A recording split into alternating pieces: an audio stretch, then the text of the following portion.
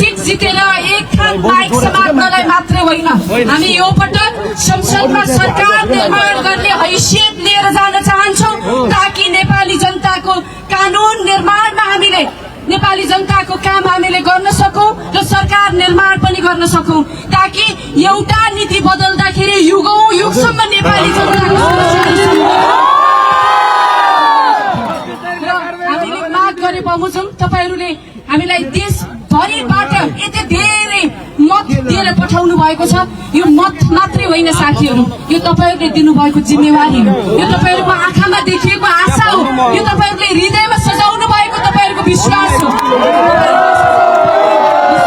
तपाईहरूले देख्नु भएको सपना र तपाईहरूले विश्वास गर्नु भएको त्यो विश्वासलाई कायम गर्ने जिम्मा हाम्रो रहेको छ। हामी अब अरू धेरै केही भन्दिनँ, हामीले धेरै कुराहरू तपाईहरूलाई राखिसकेका थियौँ, किन हामी यो पटक तपाईहरूसँग मत माग्न आएका छौँ, त्यो अनुरूप तपाईहरूले मत हालिसक्नु भएको छ। अब धेरै बोल्ने समय छैन, अब